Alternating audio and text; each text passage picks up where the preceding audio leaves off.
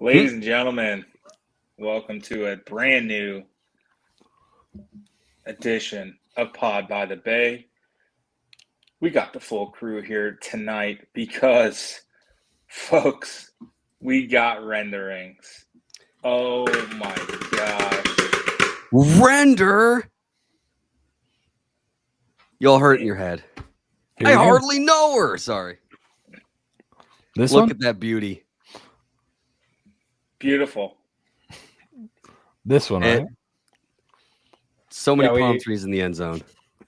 God, the field is so far away from the sideline. It's egregious. I love it. I want this to live on forever, though. I want it to be like in the break room somewhere. It's just ceremoniously put up on like a 9x11 sheet of paper that no one just cares to throw away. On every article ever about USF. Yes. Recruits have been keeping this one alive for a while now. But no longer. But no longer. I'm your host, Nathan Bond. Joined alongside me, Seth Varnadore, Robert Steeg, Anthony Vito. Guys, before we even get to the stadium renderings and everything, we actually have some podcast business of our own.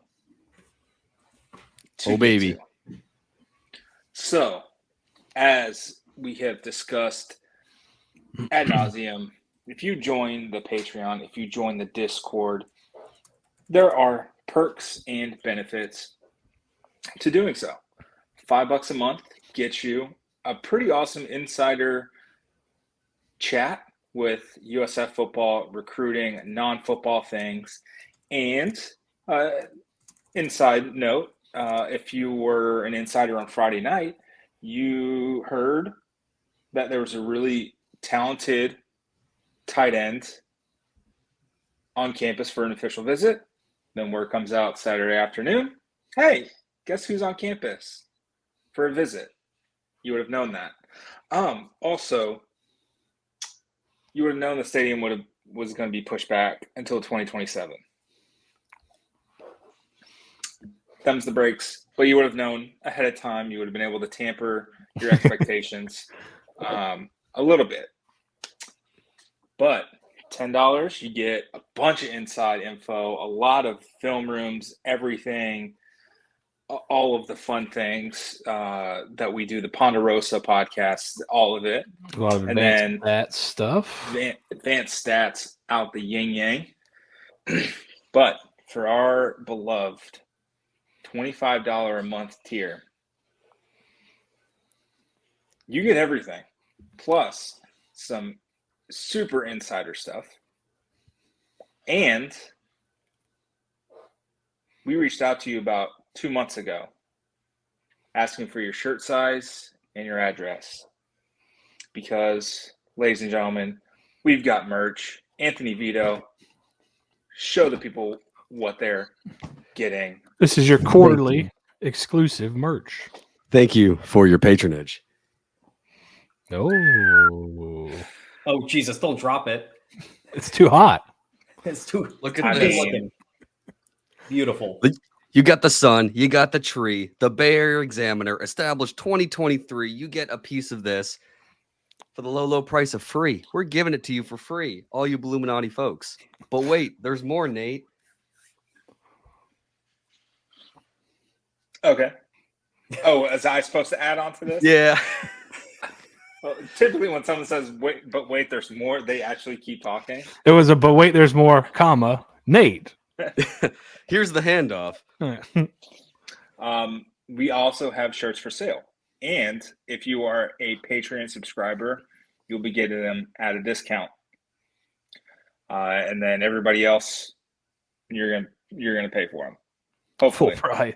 So basically, you become a $5 patron. I'm pretty sure the discount basically pays for itself, or you become a $5 patron. The discount you'd get pays for itself within the first month. So, at least, so I mean, it's basically free if you want. Essentially, if you really think about it, if you want a shirt, it's essentially free. So we'll be, we're gonna contact each of the $25 folks, see if we can do a meetup. If we can't, we will mail it out to you. We will. I don't know if I told the guys this or not, but we'll cover the postage. Don't even worry about that. Unbelievable. All right. Well, What you know the what? heck? I think we may need to cancel one of the hotel rooms we got set for the Boca Bowl to cover the postage. Listen, I need to be pampered, so I'll drive around and deliver these things if I have to. Yeah. You gotta keep that king size bed. So You got some folks in other states. We're gonna make a trip to Maryland, and I guess we got to go to Canada for somebody. Oh God. Literal tears when I picked up the box. This is amazing to be able to see that. Let's get some Bay Area Examiner shirts for the Boca Bowl. How about that? oh, there you go. Absolutely. Get it on ESPN. How about that'd be something. We'll have them. I know there's a couple basketball games coming up. We'll have the merch there for people who wants to pick them up. Make sure that at least one of us is there to hand them out. But that's the end of our podcast business. Now let's get into the real reason why we wanted to record tonight. On Tuesday morning, the University of South Florida's Board of Trustees had a board meeting, and you had to wait like an hour and a half.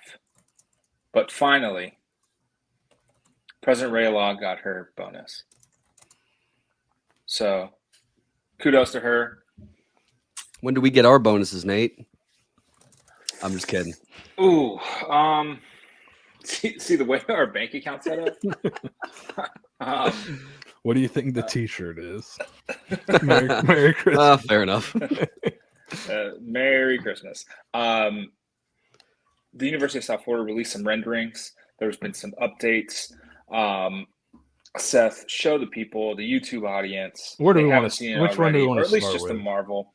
The first one. The first one. I think the first one was the one that kind of took my breath away. So not the one with the art. Be so bold. The one. The one. With I think we can skip that one. The blimp view or the practice field view. The practice field. All right, let's get that up. I think we can skip for all your audio. Champions Way one for now. There's going to be a better one, I would assume. If you're listening to the podcast, just jump onto YouTube. This is going to be a lot more fun. Otherwise, just hear us chat about it. But there it is, in all its glory. There's an actual stadium for USF football there created.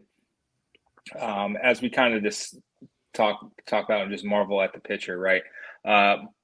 Vice President of Athletics Michael Kelly announced, 2026. They kind of, Will Rutherford, all of them kind of was like, 2026 was aggressive due to, if you look around the world, the global supply chain shortages everywhere over the last couple of years. It's going to make it tough. So they've pushed it back to 2027.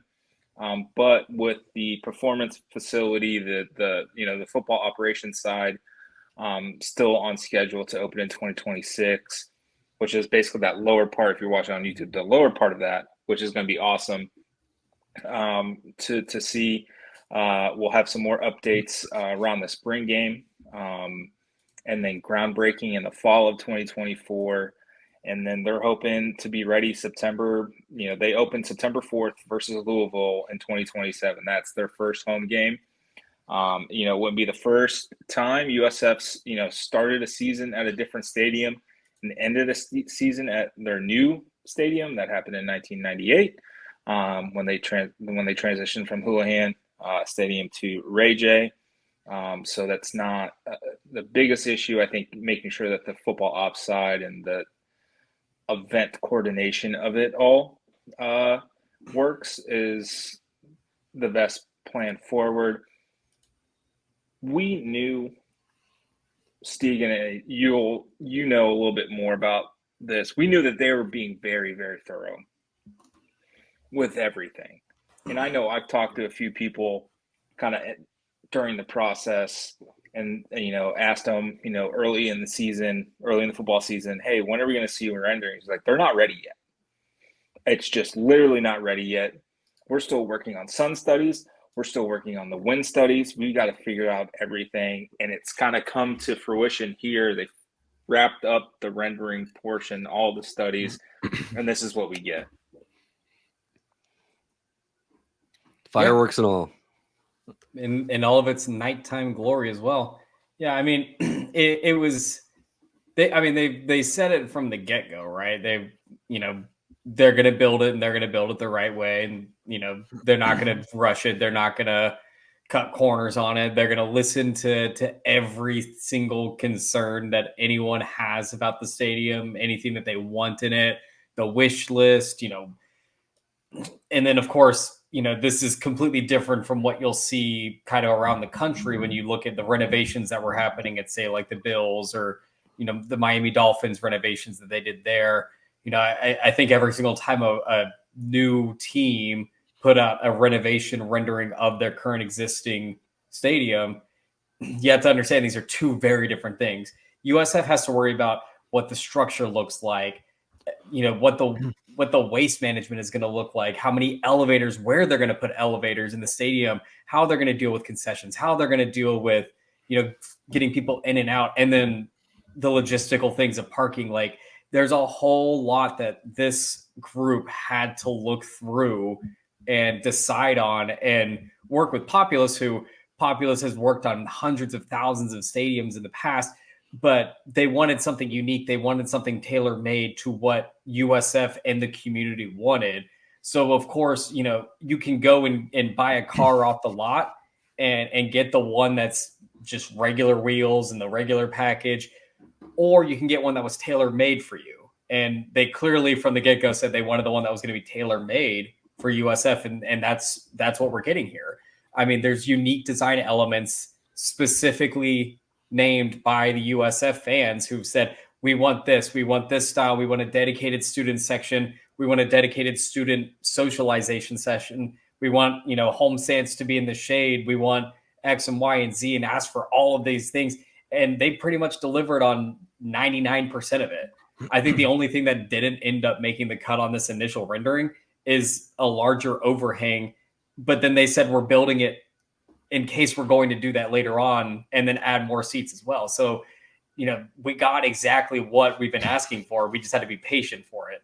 And Michael Kelly joked about it, but I'm pretty sure it was correct. This was probably the most well-watched Board of Trustees meeting in USF's history. I mean, there was probably thousands of people dialed into this Teams call and just hearing the messed up audio and just waiting an hour and a half through all the glitz and glamour of, Board of Trustees Robert's rules to get, Ray Law her bonuses and everything like that. So really dope, really cool. I'm excited to see kind of the whole thing fleshed out more. Clearly only getting 2 renderings isn't the whole picture of how things are going to be. I think they're going to try to do probably like a flyby, interactive way to see, what the concourses will look like, how it'll see from, if you're getting a beer in one of the, that's too much information, I should say. If you're getting a concession from the concession stand, A hot dog. A hot dog, what it'll look like behind you, because it's an open air concourse, and, what it might look like at a seat or anything like that. So I think the longer that we're letting USF cook on this, the better product we're going to get at the end of the day. And, you could hear in that meeting, this process is serving a lot of masters too. Like, you had faculty kind of talk about what they'll be getting out of some of the new buildings and things like that. And so those are considerations they're having to make, not just, hey, let's make the best possible stadium for a football team and a lacrosse team. It's kind of, how does this best serve the entire university so we get everybody on board? So I think that's part of it too, because you heard, I'm not sure if it's a board member that's representing the faculty, but basically being like, oh, thanks for putting some stuff for us in there. We'll work with you guys. It's kind of how it seemed like. We're down to work with you guys. You guys put some stuff in here for us, and hey, you should also maybe try this and this and this. So it's not just like they're building it purely for athletics and they can kind of just tell everybody else to buzz off. It seems like there's a lot of things that they need to do to serve the entire university and the community, and that's kind of that's kind of how they're looking at it. So that will take a little bit longer than if you're purely like the IPF. You could just, put shovels in the ground and build it because it's for football. Like, it's just for football, and other sports can use it. But these buildings are going to be used by more than just athletics. So there's those kind of considerations they have to take as well. And see, you know, kind of backtrack a little bit. I'll be flat out. They will be serving beer at the stadium. Like, don't you worry about it. There will be beer purchases. There will be beer sales. I've got it on pretty good authority of that. And we on Friday night, Steve, you kind of mentioned it. What you call it, a compliment sandwich, right? And this kind of seems like what it was. You know, I heard earlier, you know, a week ago this past Saturday, hey, stadium's pushed back to 2027. We won't see renderings or anything like that until the spring. Now that's kind of still true, right? Like that, I think the fully fleshed out renderings that people were maybe half expecting today, you're going to get that interactive map, the interactive everything right around the spring game, which I don't know if you guys know, this isn't spring. I think call me naive, call me cynical, whatever. I think they kind of took a couple of slides from those renderings from the spring. It's like, hey, let's give them something to kind of ease the pain of it being pushed back a year. Am I crazy? It seems like a pretty solid way to soften the blow. Yeah, well, I mean, we've talked about really kind of this whole process about how they're going to message it and how they're going to unveil things and messaging why things were taking a while and when to unveil things. You know, we talked, the Alabama game, you got you're on national TV. That'd be a great time to unveil it.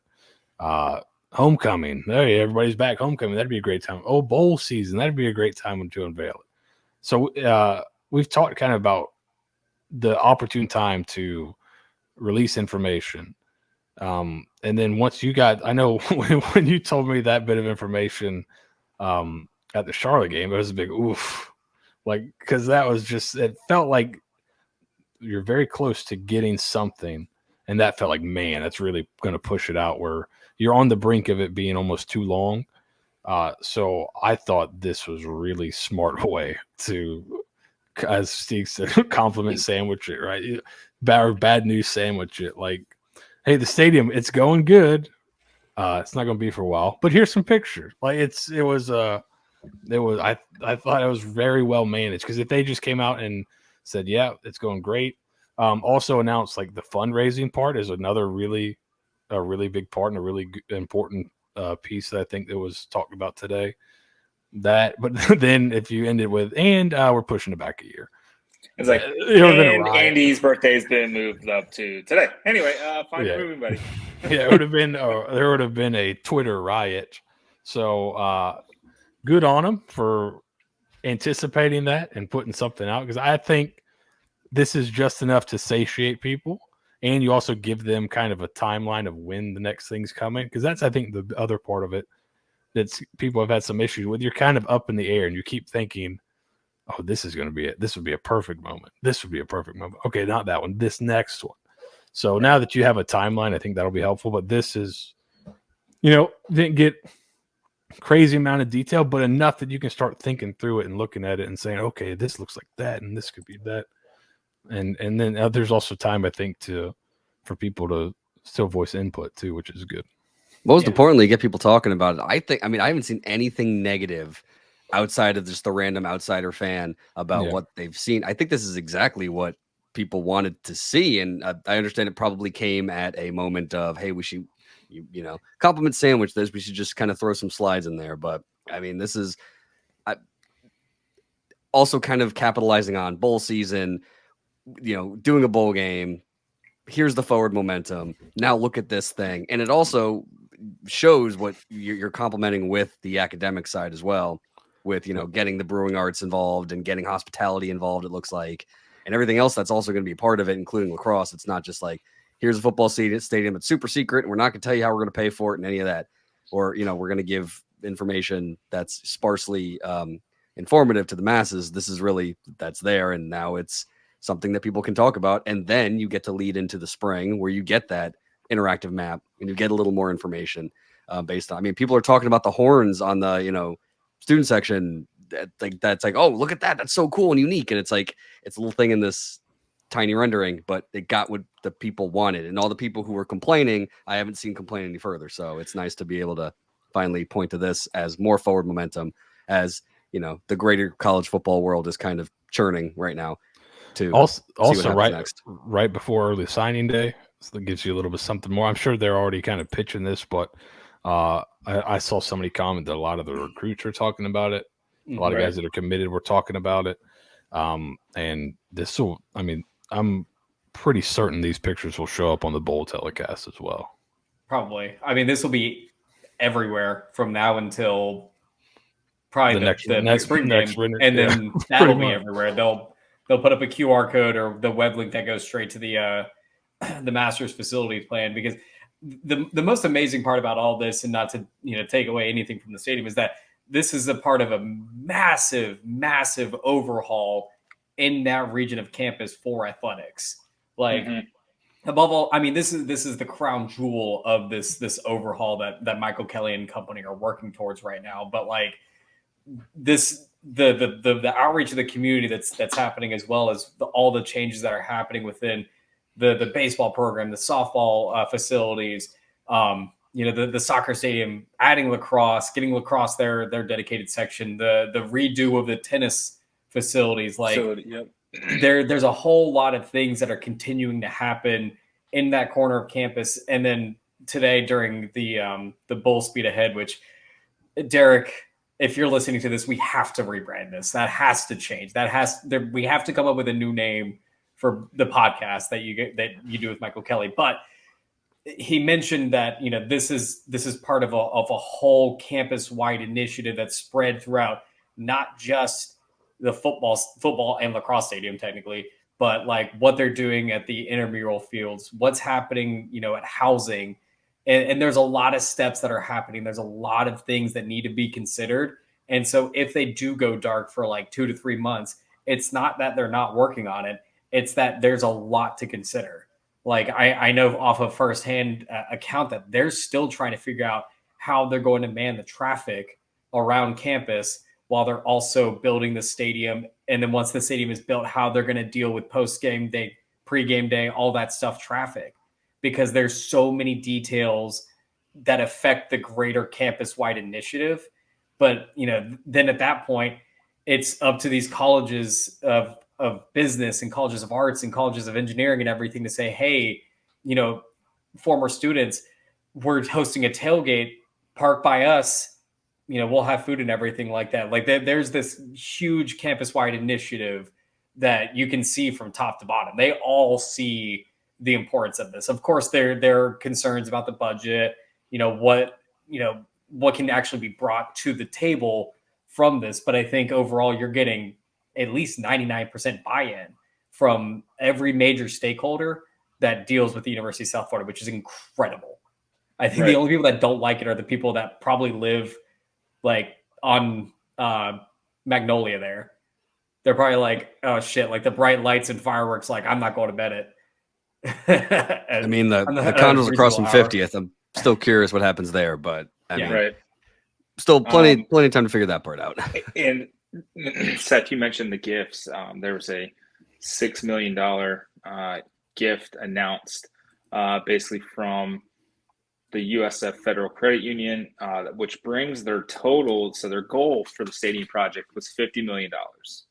All right. They're now at a little more than $43 million. So it's 86% of their stadium target goal. And Michael Kelly, got in a little dig at San Diego State over the course of that, kind of talking about how their goal was $60 million, and they haven't even raised 30 yet, and the stadium's been open for 2 years, and they're 3 years going on, and they haven't even come close to 50% of what their basically liquid cash kind of thing contribution to kind of get the stadium up and running and going.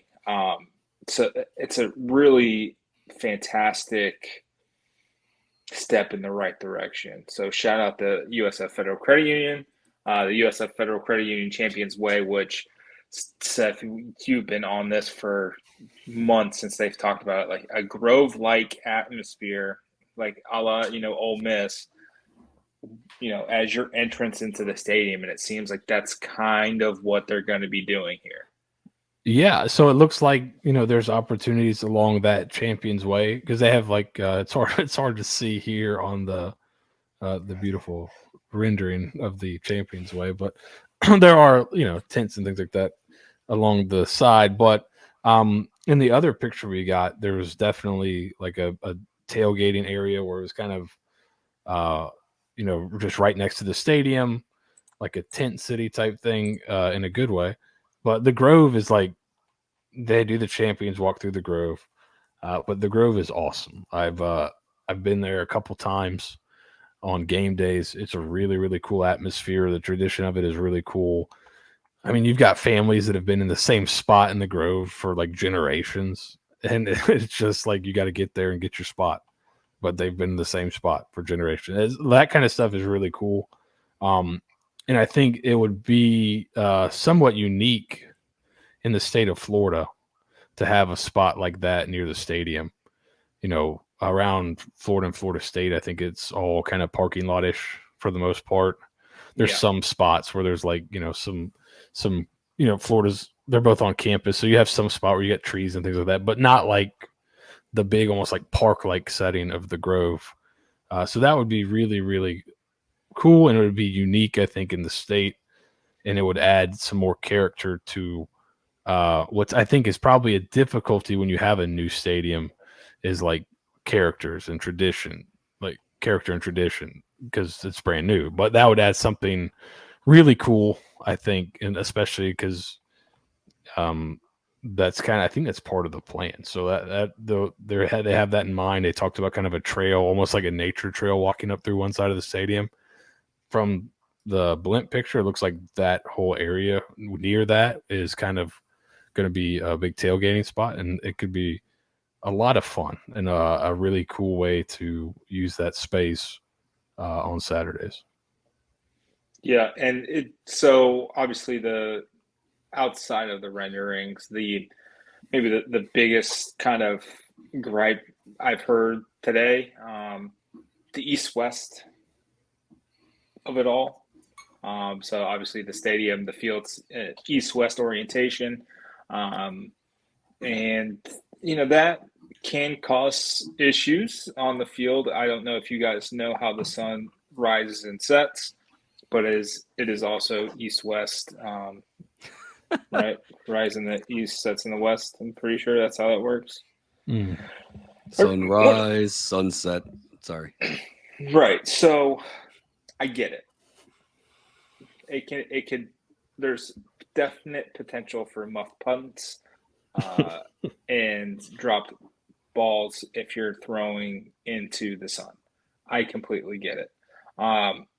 But with the way that they're building basically the tower, the stadium tower, the home side should have shade during the noon games, which is what Michael Kelly said, and the away side won't, which, hey man, in September, you want your opponent as sweaty and tired as possible. It's a great way to do it. And even the Buck Stadium is orientated north-south. If you're on the east side of the stadium, you're getting absolutely roasted anyway. So it doesn't really we live in Florida. You're going to get burnt regardless of where you're sitting, unless you're sitting inside. So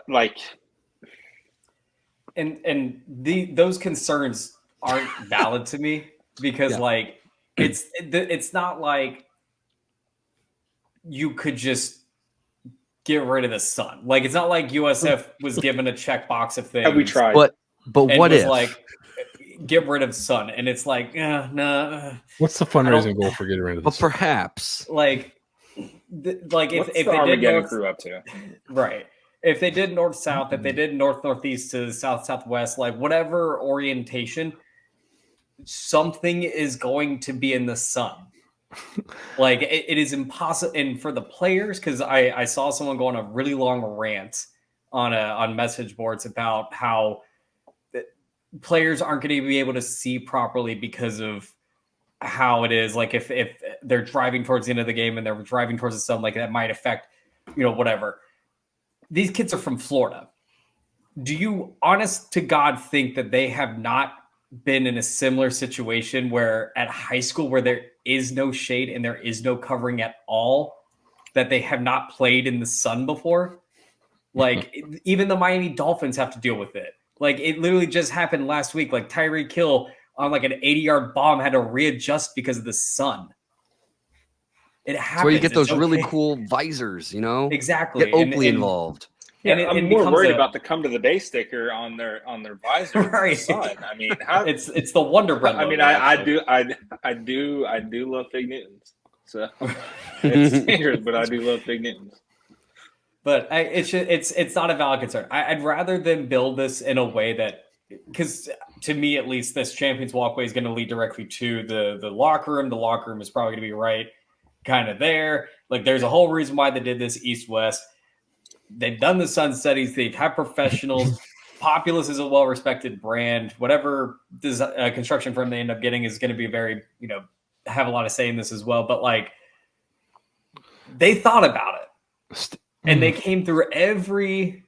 They looked at the pros and cons. I guarantee they made a list. They had a big whiteboard, and that big whiteboard had a lot of pros and cons of each one of them. And then they decided when they were like, let's go with that one. And everyone in the room was like, okay, we're going to go with that one. Steeg, are you telling me that the people that built Georgia's football stadium are not morons because it's also an east to west orientation? Well, the sun's built different in Georgia. Yeah, that's true. There's a lot of things. You got to watch out in Athens, Georgia. Some built different. Built different. No, they have the hedges that attract all of the sun. Oh, hedges, the waist-high hedges block out all the sun for the players. That must maybe they'll just have really, really big palm trees above the stadium, like the really unreasonably tall ones that you see in like the Bahamas. Maybe they'll like fly in those to provide like a little bit of extra shade. But we're talking like a Lowland Executor type. Yes, that's a deep cut. I'm really niche sorry. reference. I love that. Real bad. You're 2 for 2 on niche references tonight. This is bad. Also, it's 2027. Who's to say we don't have like air conditioned T-shirts by then? Oh, there you go. There's a whole lot of things that can happen. I think the other part of it is like, would you rather have to possibly sit in the sun a little bit to have the rest of the stadium experience and orientation of everything else be, maximized, or would you rather have more shade and have no areas for tailgating and things? Like, I think they're trying to maximize the space here and maximize the usefulness of the space, and if this is the way to do it, that's the way to do it. I'm sure, I think the San Diego State stuff was a really good example for them to follow. You mentioned they mentioned it in terms of fundraising, but also that's a stadium that like it seemed like they got that thing up really quickly, right? They were getting out of Qualcomm or whatever it was called where the Chargers played.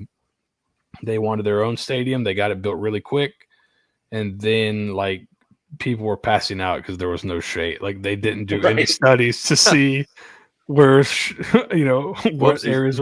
There was like no shade in the entire stadium. There was nowhere to hide from the sun, and people were passing. So like those kind of things where, you've done all these studies and you've done all this research and work on it, they probably feel pretty good about how this is all going to turn out. And then I think it helps you.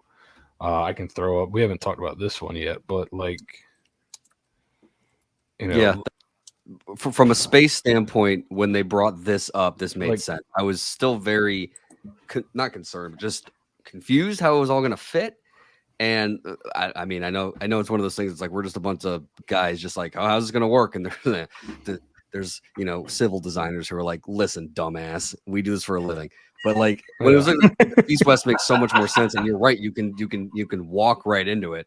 Buddy Jake, who's a listener who got his degree in civil engineering, is like absolutely wants to see the rest of this. He's like he's super excited to check this out.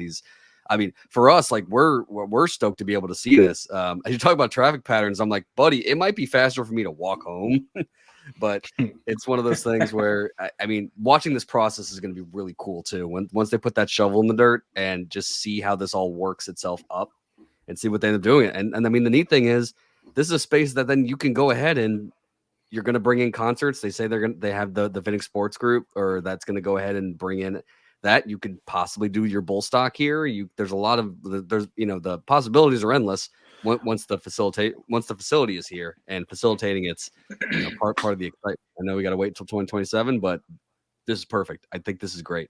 I think it was somebody from the Tampa Sports Authority was talking about how useful this is going to be and how many things they can put there once it's built. Right. And it's like, there's some, you got Mid-Florida, right, which holds 15-ish, I would assume, 20,000 people at the amphitheater. Mm-hmm. And I don't think TSA has any control over Mid-Florida. Like, I'm pretty sure that's its own private entity. That's all Live Nation. Yeah. So now TSA has a something of similar size-ish to compete because, Ray J, the stadium tours at Ray J, 70,000 people. But there's 64 in the seats. They cut off like half of it, but you got the floor seats, everything like that. Amalie is still pretty small. You've got, Yangling Center still pretty small. So this kind of in between where it, fits, this size of concert, whatever it could be, it's going to be really exciting. You could have Monster Jam here. Oh, now we're talking. I mean, like it's going to be really cool. You could absolutely potentially steal a couple of like international soccer games as well. Put them in the stadium here. Like you, there's a lot of options and a lot of ways to generate revenue for the stadium that I think they're kind of putting in the forefront. And honestly, just looking at this picture, it gives me like chills, right? I've been going to games since I was 10. Like this has been a 22-year endeavor. There's fans so older than me that have been doing this, and like it's going to be a surreal moment. I may have to like go as just a straight up fan to the first game that they're in because it's all been a long time coming, and I think that's the thing that I don't want to get lost for, the newer fans, whatever. Like it's been a long freaking time. And that's what's most important. And then they're doing it right, which is so antithesis of what USF has always done, is they've just tried to do it quickly or just not even plan it. And they're actually planning it, taking their time, and you're getting the results. And I can't wait to be there for the groundbreaking. Can't wait to be, the first person to puke inside the stadium. I'm doing it. It's going to be me. Steeg's going to have to be there. I am steadfast. I am going to be even if I have to make myself puke, it's going to be me. I think Steeg's going to beat you on that one. Well, we're going to have a competition. Yeah, well, can we all just be like, hey, can we just us as a collective, Bay Area Examiner LLC, just go hang out in the stadium just by ourselves for a second, play a little pickup football? Now we're talking. I need to start stretching now. Man, I teared up a little bit, like thinking, like, I go to that campus every day for work and just imagining it there, how it's going to completely transform student life, campus life, how it can pull in every college, like Steeg mentioned. Those are actually things I didn't even think about. I mean, this is gonna be so cool. The whole Champions Gate concept, not Champions Gate, the Grove concept is gonna be so neat because you can park completely in a different area and just walk your way through. And, you could be over by that Publix, by the BurgerFi, and then walk in and see everybody tailgating past the new dorms and walk that whole route and just see everybody creating their own traditions and doing their own thing. And, maybe somebody build some sort of fun thing that they do every year. Like, oh, we have our own little, bowl situation. Come hang out with us. We make, we have specialty drinks. We do things. It's like that kind of stuff, like just stuff you miss when you go to other campuses and see what their stadium situation is. And then, you go to Ray J and it's fine, but you're still, doing a normal tailgate in a stadium. So this is going to be exciting. I will say. This is. Go ahead. I was going to say, this is the Grove. Like, if you're watching, there's pictures of the Grove. What you notice, right? You look at this, and then when we look at, You can go ahead, Steve, while I get the other picture up. Like, I was no gonna say, cars in the tailgating area. they need to win a conference championship before they fully designated as Champions Way. I've just for simplicity's sake, they should probably do that.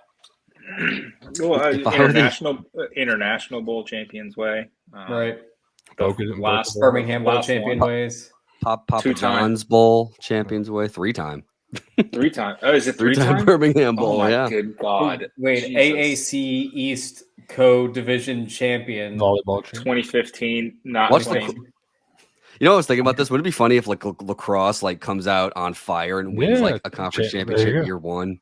Then it's Legit. Champions Way. Yeah, there we go. Then it's Champions Way. So yeah, the bottom right corner, right? You see all the tents, no cars. Yeah, I That noticed to that. me is like it's not tailgating like you're in Ray J in the parking lot and there's no cars. It's just tents. And then you just walk into the stadium. That's pretty cool. Like that's what the Grove is. There's not cars. It's just all tents as far as the eye can see, just about, and pass through them, and people getting absolutely hammered at 9 o'clock in the morning. But Fellas, we can walk home. and that's for like an Kind 8 of. o'clock game. So like, but to me, like that is college football, not parking lots. Like the Grove is like 10 acres. This isn't going to be that as big, but just Yet. land, tents, walking into the stadium. Like it's different. It's not the NFL. It's not a parking lot. It's not asphalt. It's not, doing an elbow drop off the top of your truck. It's different. It's college football. And that's, to me, that's what, like, that is exciting to me because college football is my favorite. And, like, this is, like, this type of thing is college football. That's what makes the sport fun. It doesn't, as the kids say, doesn't hit. Hits different. And now you can create your own, traditions here. Yeah. One thing that's interesting, and like I'm not entirely sure what's happening on the other side of 50th Street, but like on 50th, I had friends live there. That's right across the street from where this is going to be, and Malibu, where I lived in Malibu one year with a few roommates. That's now going to become like primo apartments because you're in Malibu. It's at 6 stories, so you're at the top and you're seeing the fireworks go off. I can't imagine how freaking cool that's going to be. Yeah. So like as long as those places stay there, all of a sudden it's like those apartment complexes are like, oh my gosh, we didn't do anything. And now all of a sudden we're going to be, prime real estate here for student living. Be right across the street from the stadium. So with that, exciting times ahead.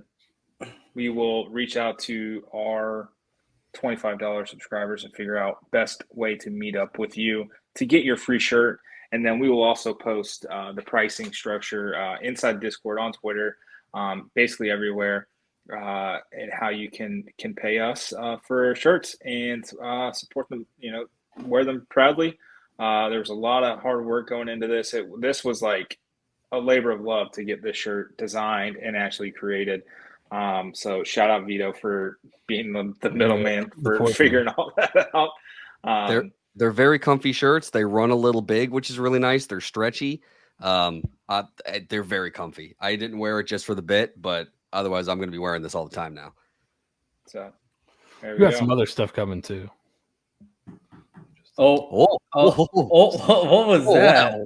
Just a little background or something. A little something we're working on. There's some other things. So with that, there's a stadium, 2027, butts and seats. Let's go. Go Bulls. Go Bulls, baby.